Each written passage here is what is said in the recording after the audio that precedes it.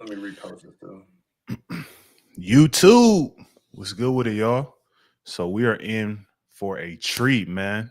We're here with the man with the plan, the man with the most viral cannabis documentary of 2025, the spray pack documentary. How you doing, man? And people, you've seen us. We've made content. If you follow me, if you follow LMC, um, you've seen us make content and things like that before. I don't think I've ever had a video of both of us on the page, maybe a short, I'm not too sure, but I've never really formally introduced you to my audience. I know you have a way larger audience than me, but um definitely maybe there's some people who follow me that's not familiar as they should be to you and to the wave that you're making within this industry. So before we get into what we're going to be reacting to today, and if you see the title, you can figure that out. But can you just tell my audience a little bit about yourself, a little bit about what you do, just something brief, and then we'll dive into what we got planned for today. Yeah, absolutely, bro. Thanks for having me on. By the way, Hmm. and yeah, we've been doing. We got a bunch of episodes gonna drop here soon of what we've been doing, all the different clips that we've been doing on other social media and Yeah. stuff. But it's dope to finally do a live stream with you here on YouTube. So yeah, my name's Luke Carlin. My YouTube is LMC, is just my initials. But yeah, I covered different things in the industry regarding like all different types of things, really. But this one is the spray packs, right? The terpene infused or terpene spray, and we talk a little bit about the infused aspect. We can talk more about that later on here in this live. Hmm. Um, but yeah, it's a documentary I've been working on for the last year and a half, 2 years, pretty much, and Man. yeah, and so yeah, it did really well. It was doing really well. We got like 350,000 views in the first 6, 7 days, and then they just age restricted it, unfortunately. But Man. But we're that's gonna give it some new life. We're gonna yeah. give it some new Let's do life. it. So Let's do it. yeah. But man, you said 350K views. I know. I remember I checked it and I had told you didn't even know. It was like after the first couple hours or something. It was like at 50K views. I'm like, yeah, this shit's gonna Yeah. go crazy. Yeah. I did Um, the marketing on it was pretty extensive. I had a lot of delays mhm. on it. Just because I redid the documentary a couple different times, honestly. And just because I was kind of being a perfectionist with it, and it wasn't really the smart. I mean, it was sometimes when you try to perfect something, you almost make it worse sometimes, like I When don't you know. think about it too much, yeah. Yeah. Yeah. Uh-huh. So, and I kind of had that because there was a lot of, but I mean, we had so many clips that just went stupid viral Hmm. because it's a topic that I think a lot of people are interested in because it has to do with people's health and also the future of the industry. And yeah. And I think one thing that you did that was, pretty great and that contributed to the success of it was that you utilize Instagram, like what you just said, like the short clips, and the short clips kind of fed and created the buildup and definitely contributed to the virality of the full length documentary. So can you Yeah. just kind of touch on that a little bit? Like, Yeah. what was 100. your plan with the short clips? And Yeah. overall, like, did you think that it was going to really contribute to the hype of the documentary and give you the results that you're seeing today? So I think that it was a topic that was really. Can you hear me? By the way, I just want to double check on Yeah, this. yeah, Okay. I hear you perfectly. Yeah. So I think that the topic itself was already super. It was a super like viral topic in a lot of ways, and then Mhm. because I just saw a lot of people like talking about it online, and this is Correct. like how it kind of things come to my attention as I start to see more and more people, make memes about it, or they're making videos about it, or just things like that, and it starts to become more and more. So I knew that the topic Yeah. was already going to be like super, super, like people are interested in it. But then what really happened was once I went out to New York and I linked up with Tato the Picasso, Mhm. the spray god. He's like the antagonist of the of He's the not necessarily the antagonist, honestly, bro. And I gotta get like I gotta give him a lot of credit, bro, because like he like I gotta give him a lot of credit in the sense of like he knew like what to do, bro, and he's the one like he laid out everything. He like I spent a whole day with him, and uh-huh. he's a character, bro. He's honestly a really nice guy. A lot of people don't like him because of what he represents in some ways, Yeah, but people were like, "Oh, you ruined the whole game. You're the reason why spray yeah, paint it's not so really his big." fault, bro. I'm Yeah, gonna it's be not. honest, dog. He's just a product of he's a product of what's already happening, and that's what I think people need to understand is like I I get it. I mean, yeah, I get it. I get where people are coming from. I get that, but at the same time, like I don't think this video would have been nearly not even close to as viral without him, and I want to give him his credit because that I don't think I've really said that publicly. I've said it to other people off camera, but I mean, dude, like some of the videos, some of the clips that we have with him, there's clips that I've reposted before, other people have posted, bro, and they go viral every time because I love New Yorkers. I love New York. New York people are like one of a kind type of people, and like Definitely.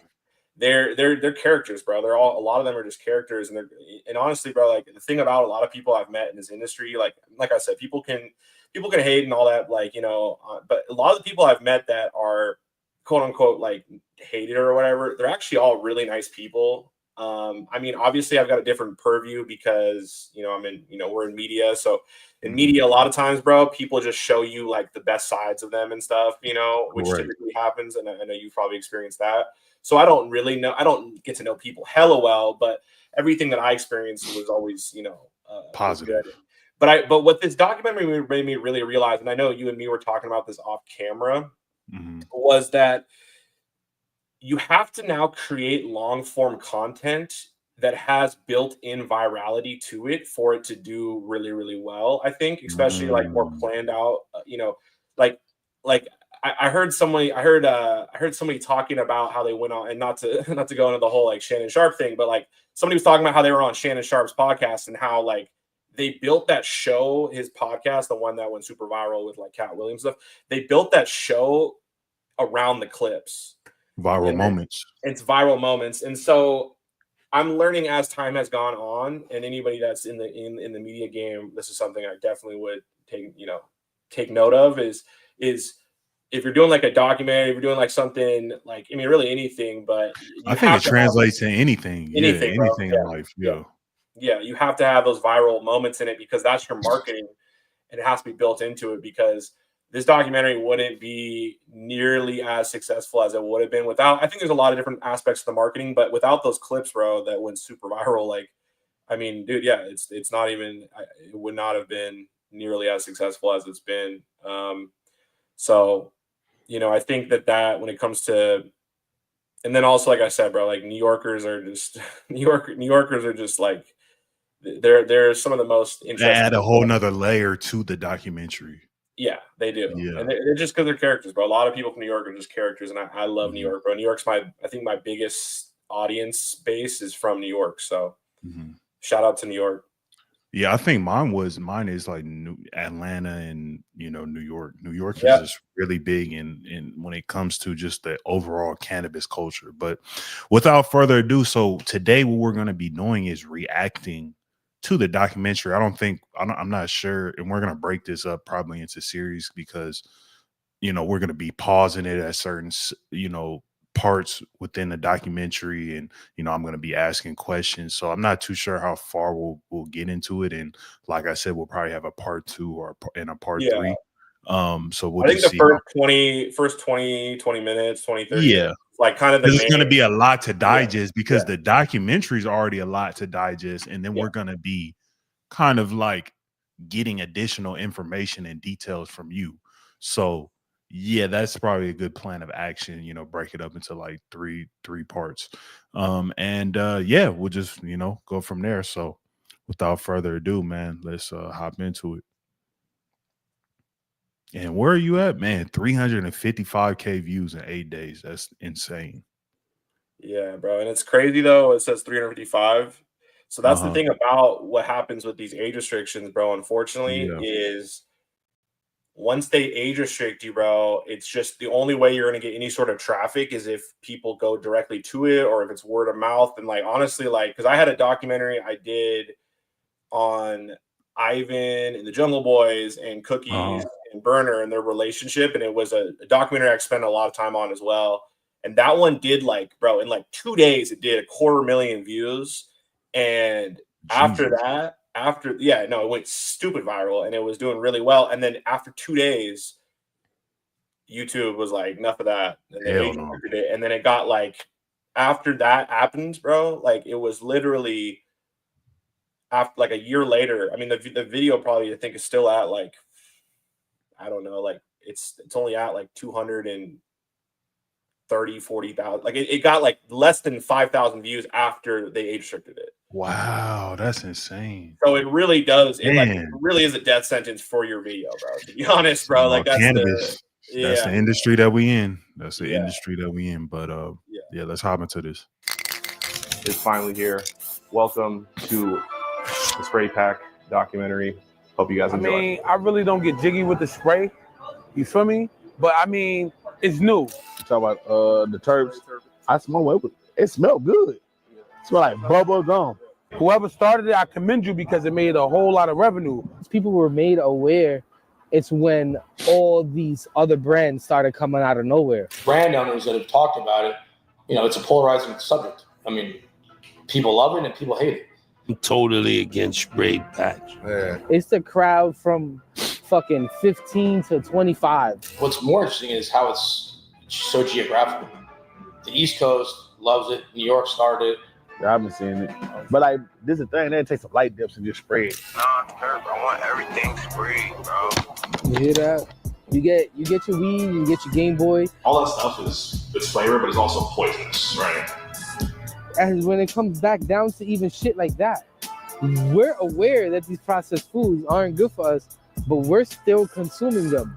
What's gonna stop the consumer from not smoking spray if they find out it has cancer? Spray, spray, spray, spray. You nigga you want everything sprayed this time? I got you, my heart.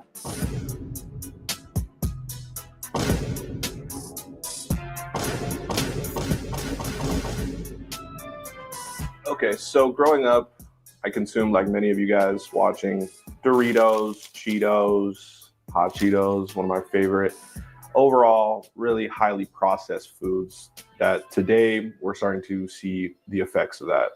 Obesity, the highest rate ever, chronic diseases, and really it's the food that is killing us. And in this documentary, and in my last 2 years pretty much researching this specific documentary and this specific topic, I see a ton of different parallels between the rise of overprocessed food and the impending future of cannabis with the spray pack epidemic, because we're moving to this era now where people are artificially enhancing different flavors for cannabis. And we're going to be going over what are terpenes and the different types that you will encounter in different products and different flower products, different cannabis products, how the spray pack trend caught on, and some of the prominent spray brands that made this mainstream.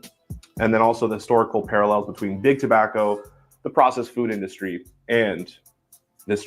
Can we dive a little bit into sprinkles? Like, what do you know about them? Because I see a lot, you know, basically, I feel like they're like the originators from my knowledge of the spray.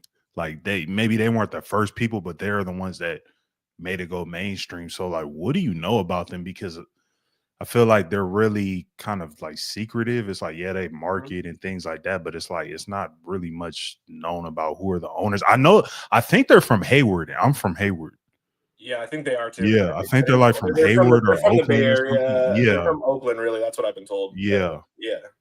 They I mean, those cats are so first of all, yeah, like the spray has definitely been around for years. I mean, years and years. I think that, and in this documentary, I interviewed, funny enough, our friend Callie Plug, and this was for a separate thing. And a lot of these interviews actually were, you know, like we got Maxo in there, we got a bunch of different people We got, Fat Boy, and like these are all like, I mean, Fat Boy was the only thing I actually like specifically went to go film for the spray stuff, but everyone else really in this documentary is just kind of like a side question that I'd always ask, and so these all stacked up on each other. And I mean, and bro, like they've been spraying stuff forever. Like I said, I mean, correct. I see in the comments somebody said I had some smoke that I wet my paper. Yeah, well, there was also like things in, like, for example, like Philly, and this is an old school thing. Philly is like, people used to spray on like embalming fluid. They call that the smoking like wet and stuff. Embalming fluid is like PCP. It's a different thing. But like people have been adding, spraying stuff to weed forever. Like there's like the Raid spray or whatever. And so, like the actual, and so there's all types of like shit like that's been going on forever. And we should maybe skip to the part 2 where like Cali Plug's talking about it. But there was this brand called Bubblegum Cookies that originated the spray in the tuna can era. And what was interesting, though, that I think Cali Plug made a good point about is that trends do come back around. Exactly. And what happened with sprinkles is I think they took this trend that's been around forever and they took it to the right market and they took it at the right time. You know what I'm saying? So it's, I mean, just like anything, bro, like timing is everything. And you could take something that's already been done, and if you do it like in a, like it's what we've talked about with the content, right? If you do a certain format in a new niche, it's a whole new thing that then, can become popular, and that might be the best analogy, but it's more so, yeah. It's like how everybody went from skinny jeans to like baggy clothes, and people used and now we're back to baggy clothes, right? But it's just a way that they repackage it. It's like people don't wear baggy clothes the same way that they did when 50 Cent was wearing baggy clothes. It's just kind of like repackaged in a new type of aesthetic. But it's still the same concept. It's still baggy clothes. There's no new ideas, right? There's that. Yeah. What the saying is, there's like it's all. There's no new ideas technically. It's really, I mean, it's really all recycled, repackaged, repurposed, replaced. But placement and timing, I mean, those things can go. That's. I mean, time and place is really like, that's where a whole new waves can start, and that's what Sprinkles did, bro. And Sprinkles, funny about Sprinkles is like, I've been seeing them around for, a little bit, the last couple of years really start to pop off. And it's interesting though. The founders have been they've been pretty quiet, bro. I mean, they haven't, they've been in the shadows for sure. Yeah, that's what I meant. Like, it's like, you don't really know too much. They're really mysterious. Like the mystique. Yeah. It's like, they have this huge brand, but it's like you don't even know who owns it. You know what I mean? Yeah, and there's a lot of different brands out there that like to do that kind of, because there's a multitude of different reasons for that. There's some people that just like their privacy, and there's some people that are actually like pretty big from other genres, other industries that are pretty big, like secretly behind some brands. And like, for example, like, I mean, the guy, like one of the guys who created like Tenco, shout out to the homie Jerry. He's behind. I mean, like, I guess I don't know if I should talk too much about this, but like he's like behind, like he was part of the original crew that did World Star Hip Hop. Like he was with Q and stuff. Wow. And yeah, before Q died, right? R.I.P. to him. That's a absolute legend from the internet. He was the very interesting dude and really smart dude, and he was ahead of his time.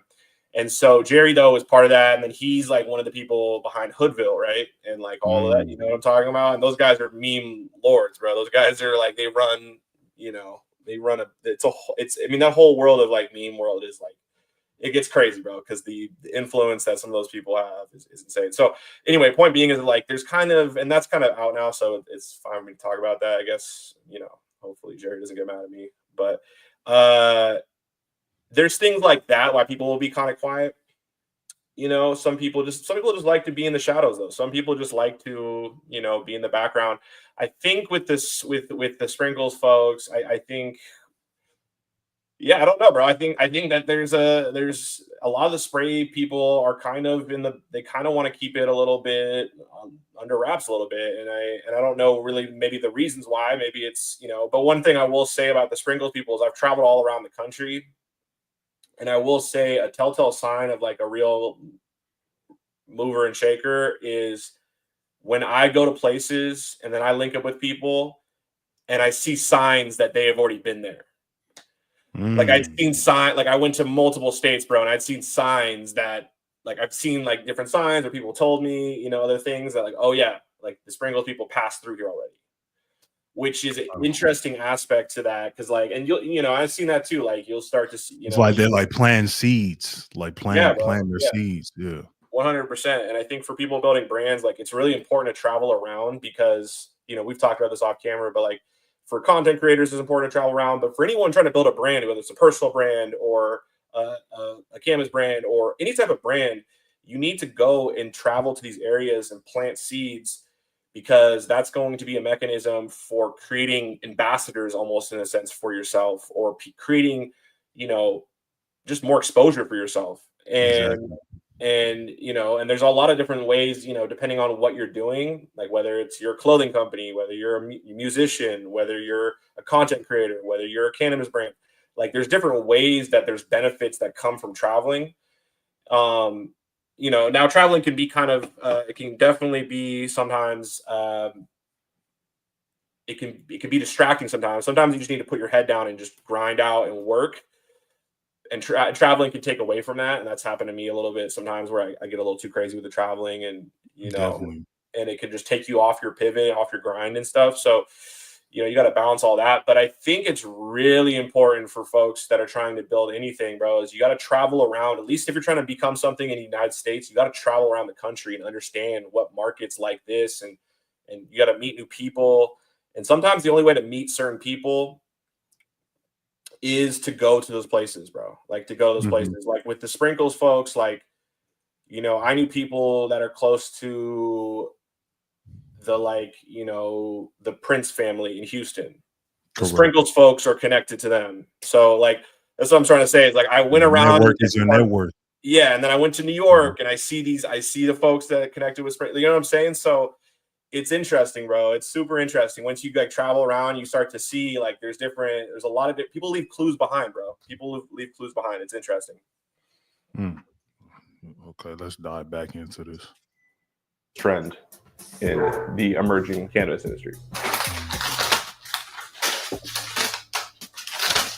Folks, this right here is the future of our weed.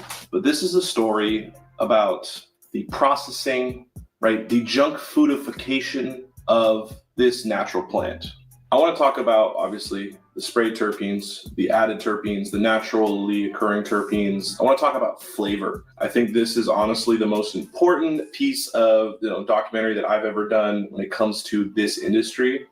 And I think that we all really need to take this very, very seriously. I grew up eating these, right? Hot Cheetos. Love them. They were normalized for me. They were normalized as a kid, and that's why I still eat them from time to time now. Now think about this, right? For spray packs to be normalized for kids, they're going to grow up with this. Now, once we see big corporations come into the fray, this is going to go wild. I've traveled all over the country for this specific story. It's finally here, and hopefully it's not too late and we can make a change here. But in my mind, I think that in a lot of ways, we've unfortunately seen this is going to happen no matter what. Now, whether or not we're educated as people, whether or not we are able to educate our kids, that is the question. Spray packs, for folks that aren't aware, these are artificial terpenes that are extracted from other types of plants, other types of fruits, and then there's different levels to them, right? There's really three. There's ones that are created in a lab. There's ones that are created from artificially extracting terpenes from like oranges, for example, and then reapplying them onto cannabis. But the problem is, guys, is that it's unnatural flavoring. when like, you know, the cigarette companies bought up the food companies and started, you know, making all of these highly processed foods, right? That we all are surrounded by now. We all like since we were kids, right? Like babies. And this, I think, is the start of that for weed, right? Like, what fucking weed naturally grows and smells like a marshmallow? Like, it's a good point. It's a really good point. So to put artificial anything. Oh, who is this dude? That's a guy named Sour Waves. Okay. He's kind of he's in the cannabis space. He's an internet legend in my mind. He's a legend in general, but he is part of, I kind of call this era, like, I call him kind of like, he's part of this era. There was an era of like a meme era, because I think there's different eras of like cannabis media. And yeah, and I think, and we've talked about this before as well, but he's part of that era. I mean, he's you know, evolved, and he's now, you know, he's in, you know, he's got a dope brand and doing really well down in LA. But he's part of this era of like, there was like these meme wars, bro, that got a little out of hand. And I know that sounds kind of funny to say that, but like, I think like people were taking it a little too, and I'm not saying he was at all, but he's part of this, like him, like Masonic Smoker. There's a bunch of other meme lords out there.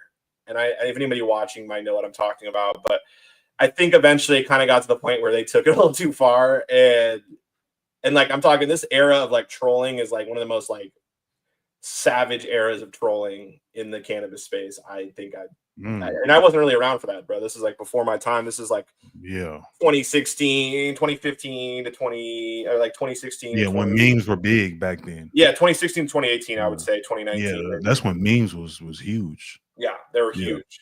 Just memes in general, Yeah, memes in general. And so those, and then, you know, those different trends become subgenre, you know, go into these subgenres. Cannabis, cats, like whatever dog memes, Yeah.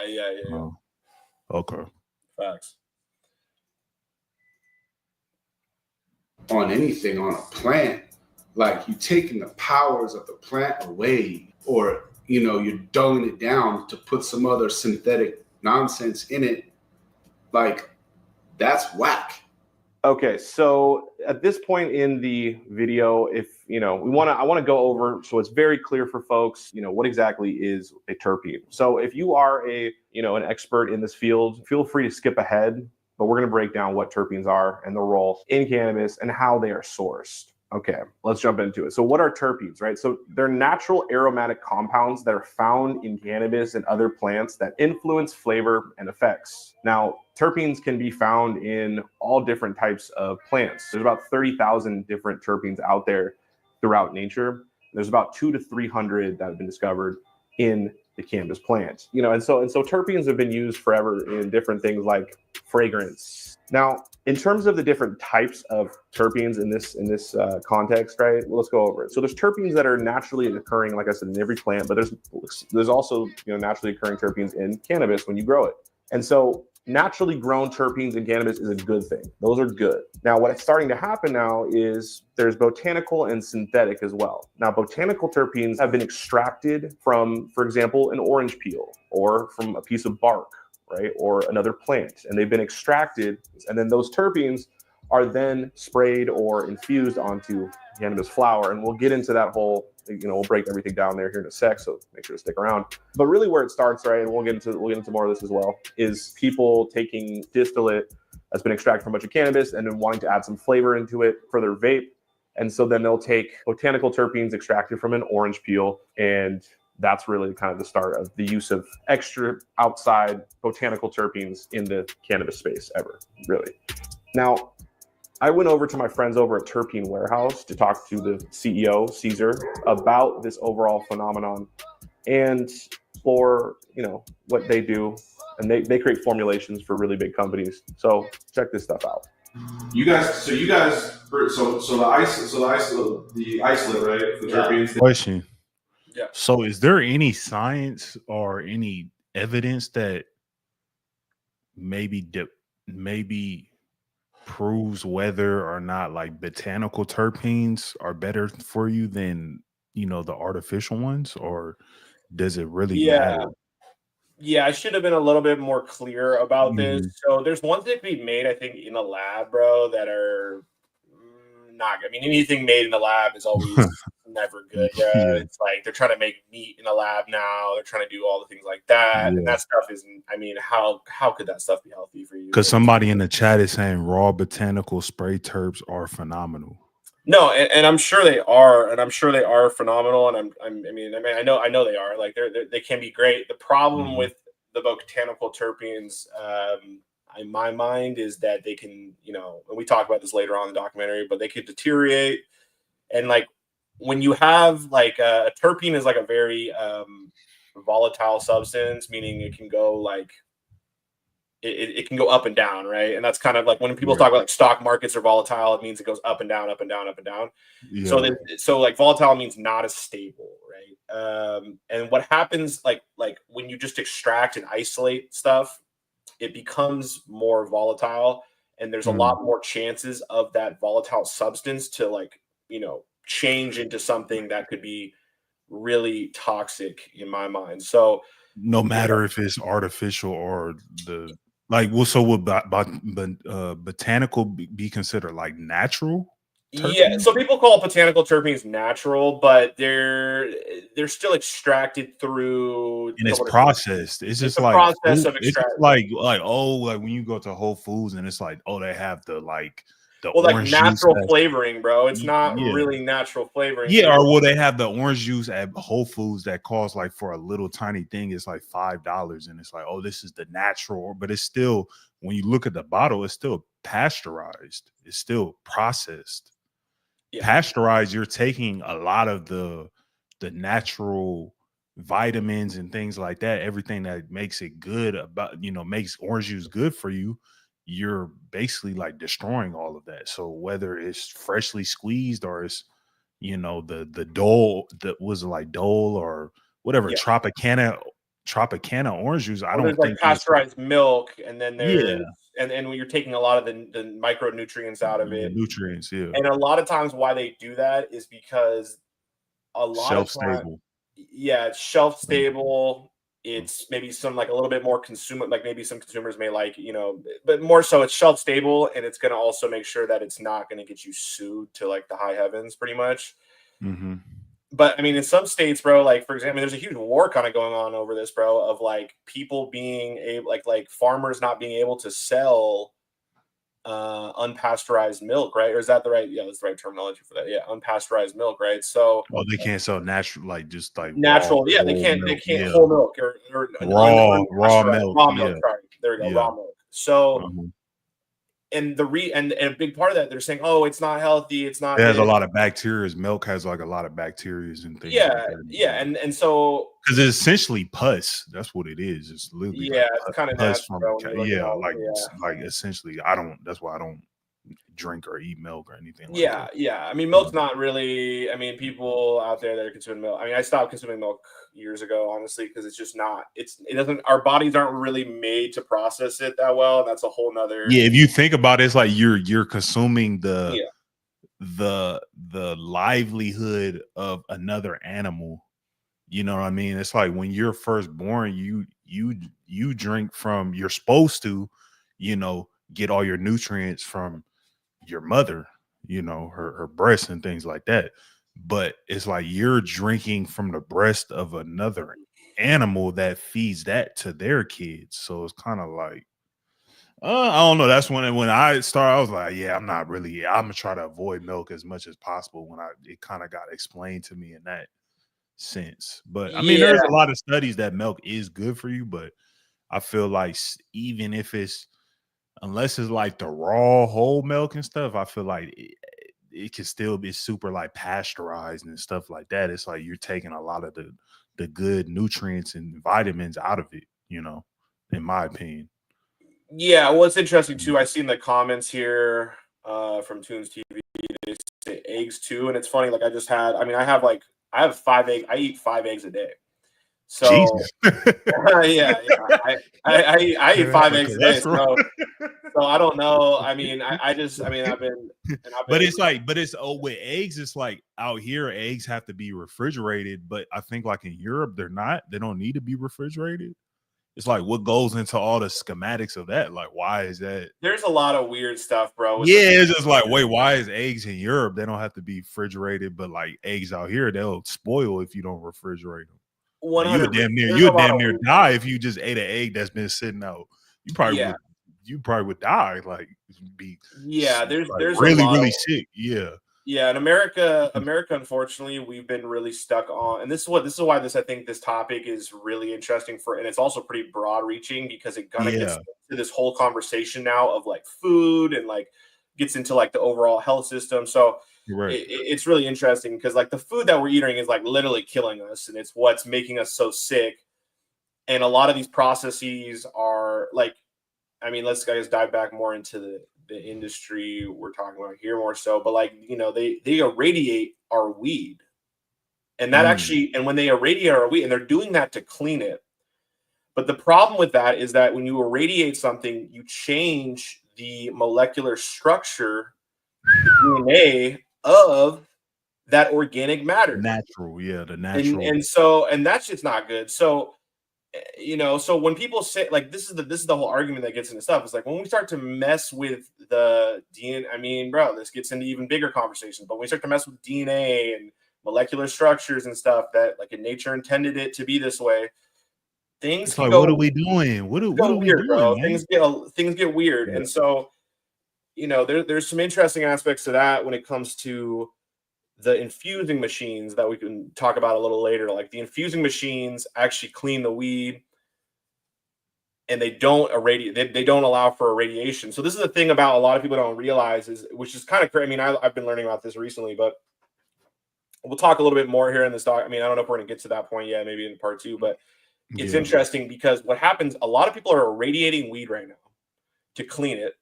But that changes the molecular structure of that stuff. And I mean, I'm not a scientist, bro. I don't know what that does, but it cannot be good. It cannot be good that they're irradiating our food and they're irradiating our weed. But on the other hand, what's interesting here now is these infusing machines, they actually can clean the weed, right? But they're now infusing it with terpenes.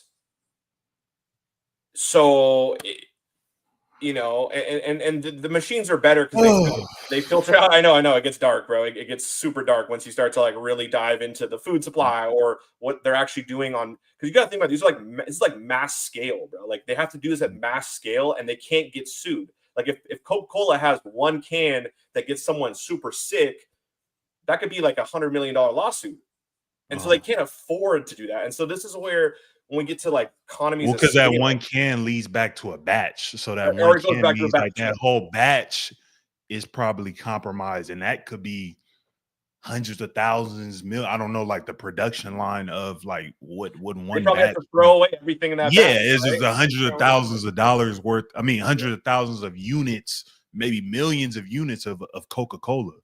Yeah. And it becomes very, very, very costly for corporate America to, and that's why, like, you know, it's better to be buying from your, like, you know, the local farmers or the local craft grows. Like, that's why it's better to be doing that, because they're smaller batch, and, you know, there's obviously a lot more care that goes into stuff because they don't have to use these industrial methods. I mean, bro, like if you look at it like with seed oils, I mean, gets down the seed oil route. Seed oils is, I mean, that shit is that seed oils, which is in like almost all of our food, that was literally used to lubricate automobiles and machines back in the 1900s, like in the start of the industrial age. And then they took that stuff and they deodorized it, and then they started applying it as, you know, our baseline, our cooking oil, right? Yeah, like a binder type. A binder or an oil. Stuff, yeah, bro. And that shit is slowly killing us. So that's why every chip you eat now, like that's got seed oil in it now. And I'm a super duper big fan of. I'm a chip fiend, bro. I love hot Cheetos. I grew up on them, bro. Like I'm the biggest chip fiend ever, bro. But I've really tried. I've cut them out now because, like, I mean, that shit is, first of all, just packed with calories, packed with all types of shit that's gonna, you know, bro. Like it's just like, and like these kids are like, we grew up with that stuff. consuming it like nothing else. Yeah. Yeah, bro. And it's like Hey, finesseful, shout out, man. Shout out, salute. Somebody in the chat, they said, the government came up with the spray guarantee. I don't know if it's that deep because the industry is not mature enough, but I know they definitely got their eyes on it now and they're seeing how powerful it is and how it's like, in your documentaries, people like, man, I need the spray. Anytime there's like a epidemic or there's some type of junkie, the government's gonna exploit the junkie. The government, or I mean, bro, it's like dude sound like a junkie. I need the spray. He sounds like a real life junkie. Well, and then this gets into something too. It's something that people kind of get this misconfused with a little bit. And this I think would be a good clip / is an interesting topic is when we talk about like K2, right? Or spice. The fake weed. The fake weed. So let me break this down. This is the really interesting history here. So K2 or spice is synthetic weed, right? This is what they call it. And it was created by the folks at Purdue Pharma. Now, Purdue Pharma is the ones that are behind the Oxycontin, or we might need to look this up, but it was either Purdue Pharma or someone else, one of the really big pharma companies, and this scientist created it. And it's interesting because, and I mean, let's be real, bro. These are companies that are they get subsidized by the government, bro. These companies, anyway. The guy who created spice, it was an accident. He created it by accident, and it's like he just was playing with different molecules, and he took some molecules out, and he said pretty much, he's like, bro, if you consume K2 or spice, bro, you're pretty much playing Russian roulette because there's so many different things that could happen. And that's why you see these videos of people like tweaking out and like they're doing like it's scary. I had a kid on my college team, like the first school I went to, Sacramento State. He was pretty good. He played like running back. He actually played as a freshman, and back then you actually had to be like pretty good to play as a freshman. And I don't know what happened. He ended up kind of like, I guess, got like addicted to spice, and he was just like, he would be like cracked out. Like he would just be like, he would smoke his spice and just be like, he would be like a junkie, literally. And I was just like, man, that shit is sad. He ended up like losing his scholarship after like a year or two, and I don't know. Hopefully, it's weird, bro. And it's all of those things are just, and the thing about K2 or spice, bro, like those are just like, there's a bunch of different types of them, and the people are just like, and the way then they kept like banning it, and then they could just change one molecule to make it legal. Yeah, that's what I remember during the time. That was like in 2013, and that's kind of like when it first came out or something.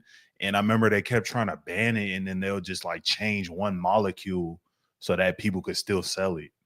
Because essentially, isn't it like candle oil or something? It's like something that they use for candles or.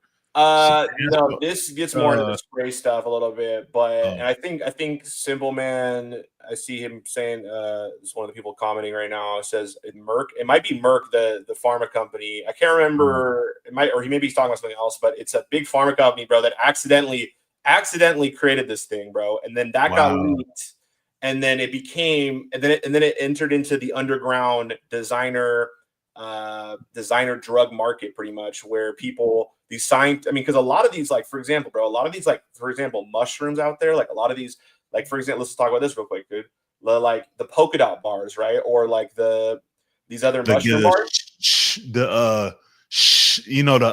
With the can things, the whip it cans. Oh no, that's different. That's different. Those are different. This is like, it's kind of like the same type of like. It's not even meant for that, but people seeing like how people become junkies over it, and then they just exploit. They just say, "Oh yeah, I mean, it's for like whipped cream," but it's like, dude, you know what people are using it for? You know what I mean?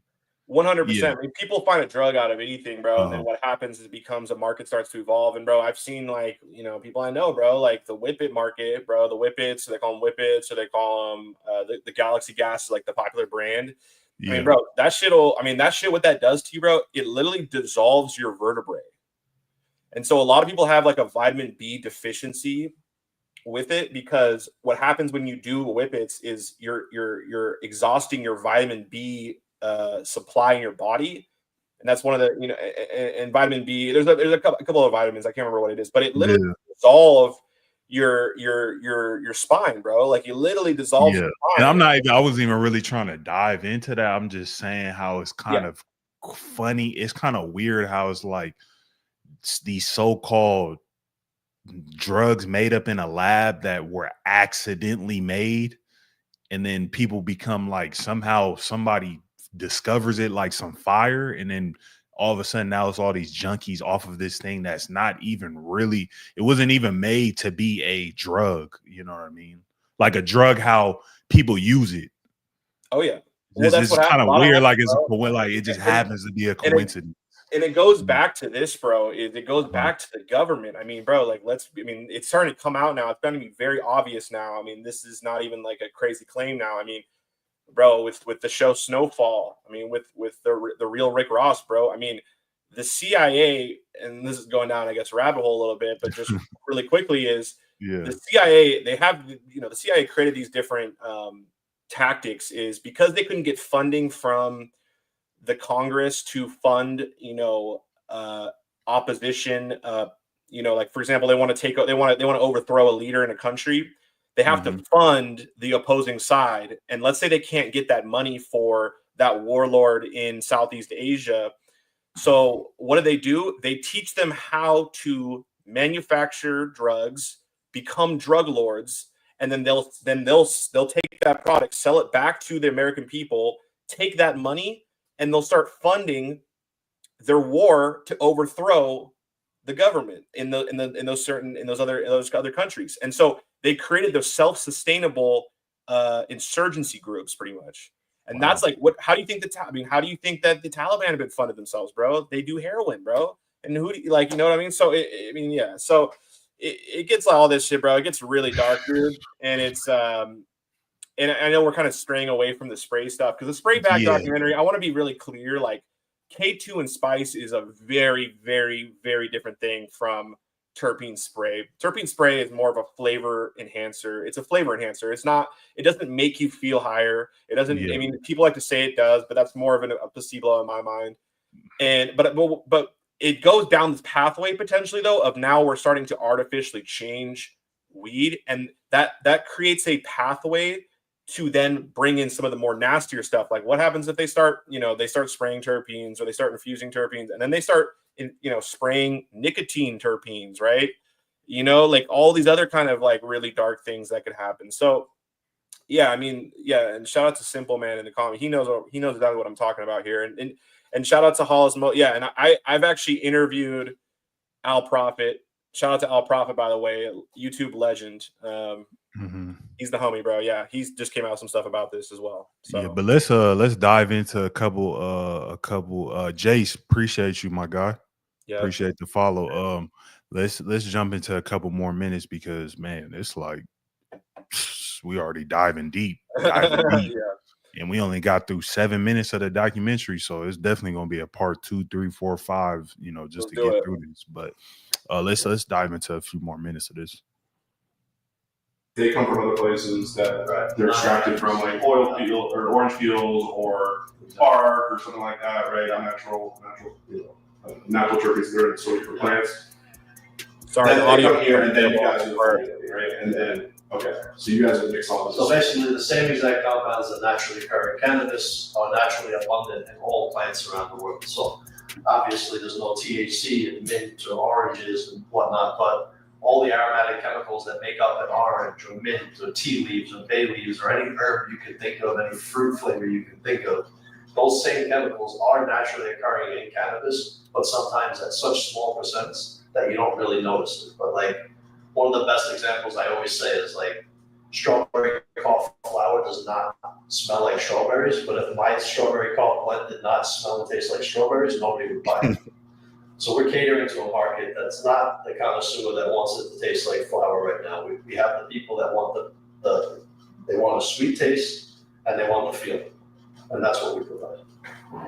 What does the plus mean? Like So the pluses are all of our original fruity flavors that were not very high in terpenes. Now we started developing our Intenza line, and these fruity flavors are all 80% plus terpenes. So our banana cream, our blueberry, our guava. What we were able to do is really create strong concentrated flavors, meaning people can actually use less of it while also maintaining the integrity of cannabis. There's terps in it. Absolutely. And then these are all of our strain-specific blends. These are all 100% or 95% terpenes. Those are extracted from cannabis. No, these are also botanical, but for these, we were going after the actual weed taste with some artistic liberty, right? Like I said, strawberry cough, for example, if it didn't smell like strawberries, nobody would buy it. So if you're an older smoker, you might be thinking that, so what is a spray pack, right? So typically, like I said, there's a lot of distillate, right? That, you know, for vapes, that a lot of botanical terpenes are utilized in, right? That's the initial. But now what we've started to see is because competition has gone up, there's been a rise in people either spraying botanical terpenes or cannabis-derived terpenes that have been extracted from other cannabis plants. But they've taken that and they've now sprayed it onto cannabis flower to give it a more intense flavor, more intense feeling. Hi Mazzy, how you doing, baby? And the products that led up to the spray era really started with the flavored carts. Now, this is the big problem with why we've seen the proliferation of spray packs with the younger generations. And there's also older, you know, talk to people in this documentary you'll see here in a little bit. We talk to people that are 50, 60 years old that actually enjoy spray packs themselves. But really, though, it's targeting the youth.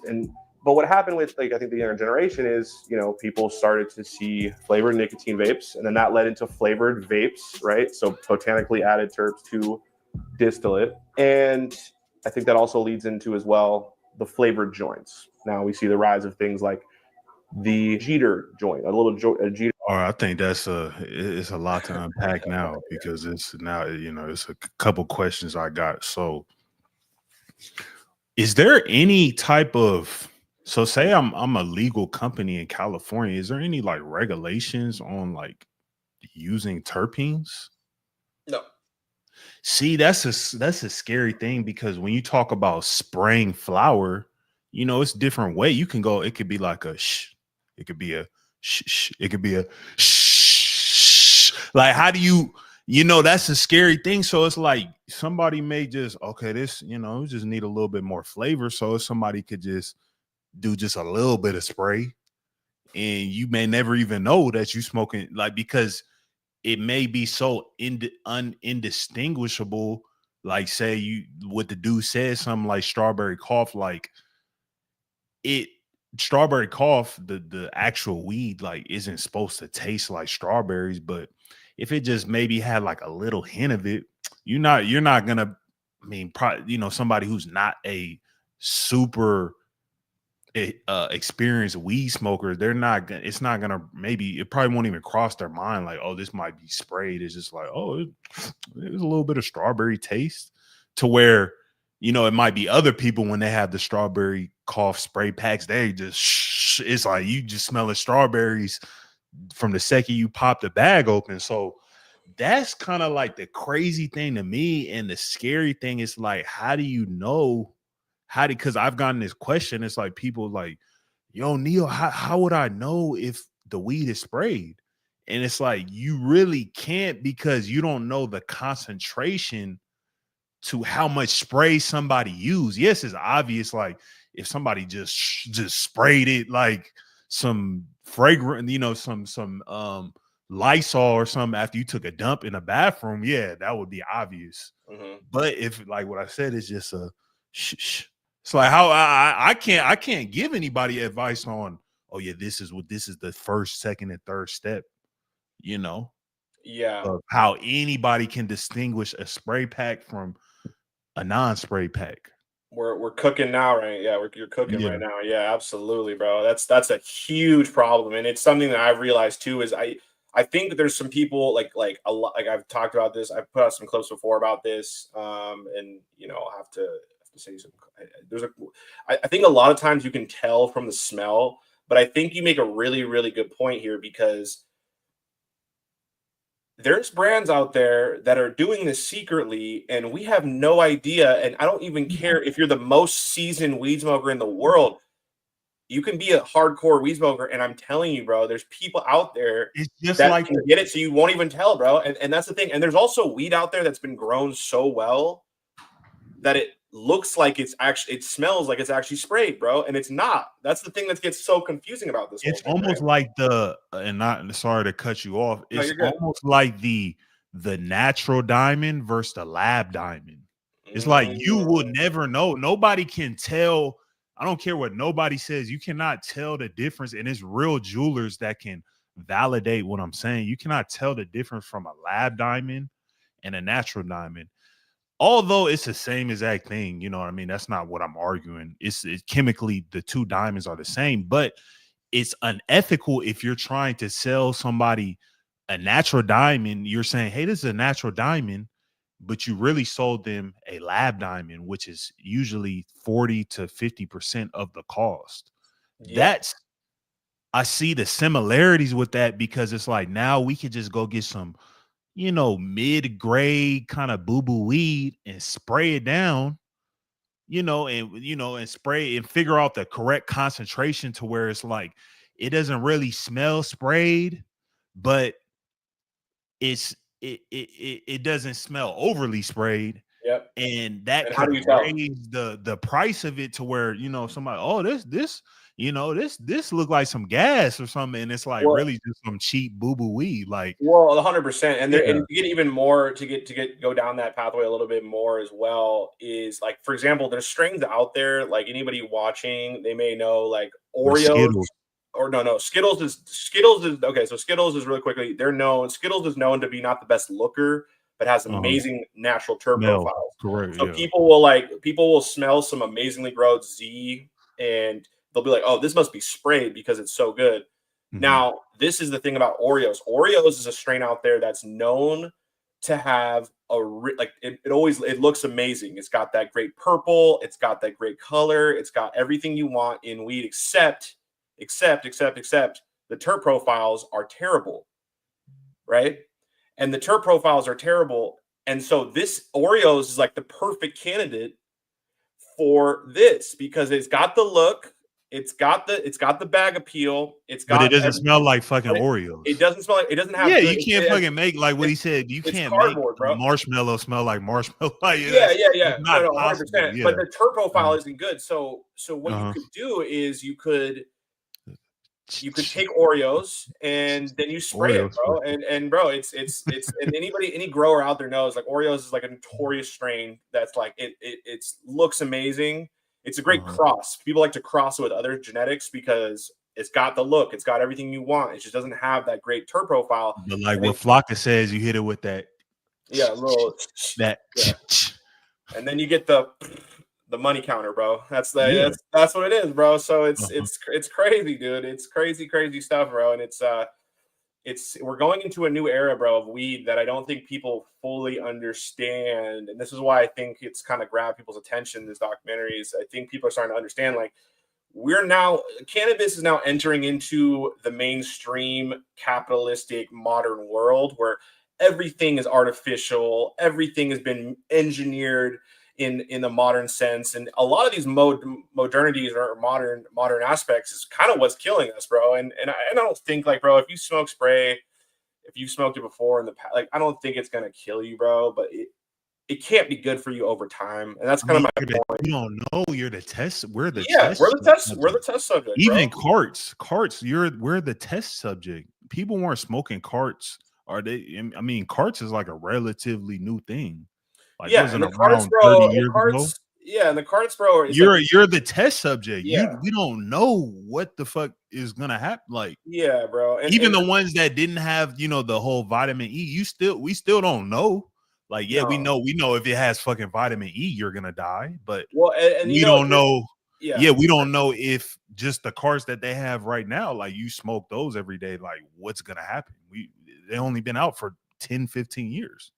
100%, bro. And there's a thing called like CHS. It's called cannabinoid hyperemesis syndrome, and it's called like the hot shower disease. And it's actually like a really scary thing. And I've had my brother, I've had an ex-girlfriend of mine get it, and it's crazy, bro. Like, you throw up everything, you only feel like good when you're in a hot shower. That's the weird thing about this. And you get that from smoking too much weed. But there's what I started to notice, bro, and this is a lot of people will say, oh, CHS doesn't exist. No, it exists, bro. I've had to take 2 close people to me to the hospital to get IVs put in them because they throw up everything that they consume. So they drop down. Like my brother was like 220, 30 pounds. He went down to like 150, bro.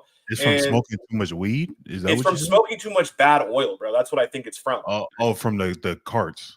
I think it's from the carts. I think it's smoking from dabbing too much bad oil, bro. I think it comes from that stuff, and we don't really know where it comes from. And it's bro. This term CHS, this was coined in 2008, bro. So this is a brand new thing that is very new, and bro, it's scary, bro. When people, if you ever get the chance to, hopefully you out there don't ever have to get the chance to experience this for yourself or a loved one, because it's scary, bro. Like you run out of hot water and then you go to like the hotel, you rent a hotel room to stay in the shower because that's the only time you don't feel like absolute shit. It's the weirdest thing, bro. I've never had it myself, but I've had, like I said, 2 close people to me have it, and bro, it's crazy, bro. It's a crazy. Yeah, I used to like the carts and stuff, but I kind of like when I start, like learning more about the industry and things like that. I'm like, dude, I'm not gonna be the test subject of smoking carts. Like, it's not that much of a benefit for me to risk my fucking longevity of life to smoke carts. Like, it's not that. Like, no, I'm not gonna risk that. So 100%, bro. I stopped smoking cards and stuff. Like, I'm not, even if it's from a dispensary, it's like you don't know 100%. years from now what's gonna these are good cards right here, bro. But like, it's really like this kind of goes back to like fundamentals, and shout out to the homie. Well, it could not even be the oil. It could be like the metal hardware, things like that. Because a lot of that's sourced from China. You don't know what the fuck they're doing in those factories, where they're sourcing that metal from. Like, you don't know any. Like, it's you don't like Russian. Like, you don't know. Stay with flour, and respect. I'm not like trying to down nobody. Like, if that's your how you want to operate, that's cool. But me, I can't take that risk. I've stayed away, and honestly, bro, for folks out there that don't know this, bro, like in the industry, bro, you know what we call distillate? We call that hot dog water, bro, because it's the worst, cheapest of cheap weed. It's just the trend. Yeah, so I would say, I see somebody in the comments says, I love flour. Yeah, I would stick to flour. Flour is probably the safest thing, but this is the problem now we're getting the sprayed terpenes into this stuff, which makes this a little bit more risky, bro. And I don't want to scare people out there because we're not there yet. I don't see it, but like the problem is, and this is what I talk about in this documentary, is that like, bro, this is like the perfect avenue for big corporations to come in and mass produce this stuff. And this is why, bro, all of the big corporations, bro, they're invested in these carts, bro. Like a lot of like, because it's so efficient, because you don't have to go and grow a special type of, like, there's different like SOPs for different strains, and it's art, bro. Growing is an art. Yeah. And there's certain growers who are specialized in growing certain strains or certain setups. Like, some people are really specialized in outdoor grow. Yeah. Some people are specialized in light depths. Some people only know how to grow indoor. Like, it's so many variables. But when you create that's not scalable though, bro, right? It's not scalable. It's not at all. A billion-dollar company, a multi-billion. But these carts are that's scalable. What else is scalable? Growing one strain and then spraying it with 10 different flavors. That's scalable. So that's the problem when we get to scales of economies of scale. When we talk about big corporations, corporate America coming in, that's what they look for. Investors are looking for that kind of stuff. You can't scale up small batch, quality, no pesticides, organic weed. You can't really scale that up. And that's the scary thing about it. And that's why it's important for folks to understand that, like, you're probably better, bro, buying from the small grower than you are from a big corporation, bro. That's just kind of what it is. I mean, there's definitely times where that might not be true, but a lot of times it's the same thing, bro. Buy local, like buy from your local farmer, like understand where you're getting it from. Like, this is the kind of the key with the food we're consuming. I think it's always about how it's grown, because something that's always going to stick with me. And this was like when I had a delivery service.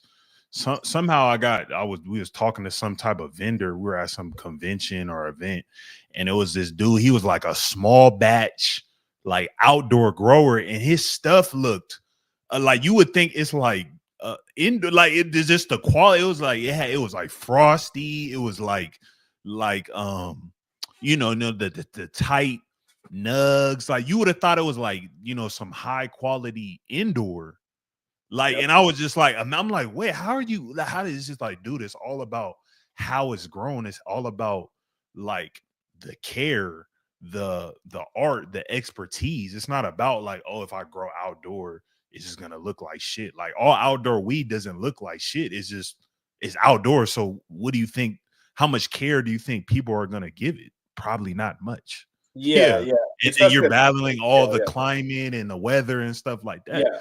So it's like that always stuck with me. It's like, dude, it's not like people always have this misconception like, oh yeah, indoor weed's the best and this outdoor weed is garbage and stuff like that. It's like, no, I seen firsthand.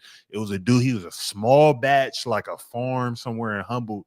And he had like this it was like, dude. Yeah, it was probably like some greenhouse or it was some like just straight up outdoor. That was great. Yeah, but it was like it was frosty. Yeah. It was like you would have thought it's indoor. Like you would have been like, what the hell? Like, how is he? Yeah.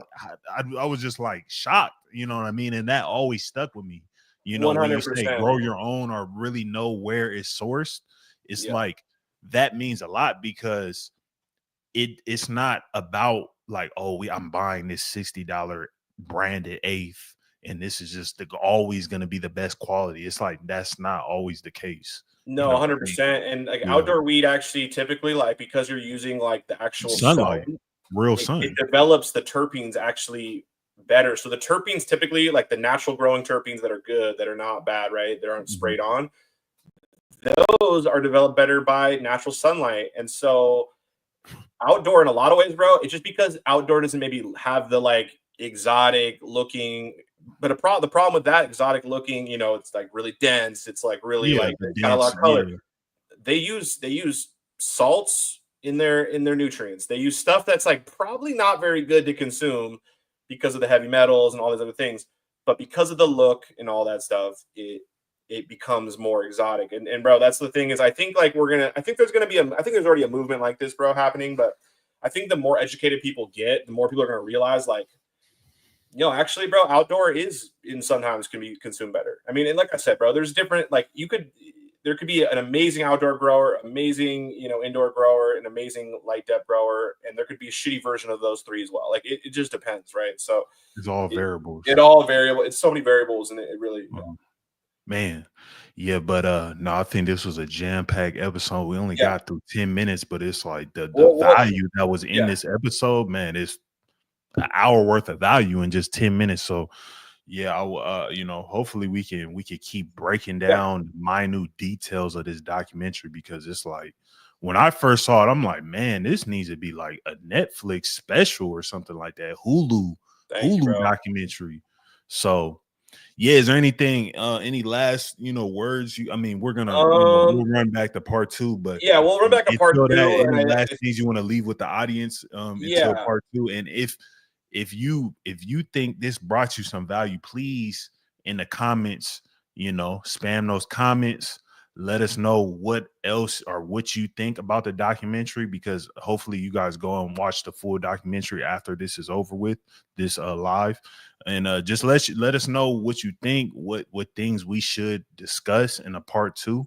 But I'll open the floor up to you. Yeah. So definitely go watch the documentary if you haven't. What we're gonna do here is we're gonna go into like a lot more analysis and a lot more breakdown of the documentary in these. So I like definitely come back, watch these, make sure you're subscribed to both our channels and stuff. But I had a great time. This was dope. We always have every conversation we have, bro, gets better and better. So I'm excited about all this, dude. So it's man, I appreciate you guys all for watching, and I appreciate you, Neo. And bro, if we get you, hopefully we get that Instagram back, bro. That motherfucker. I'm working. It's gonna come back. Not even worried, man. Yeah. But man, appreciate y'all, man. If this video brought you any type of value, please like, share, comment, subscribe if you're new. And until next time, peace. We out.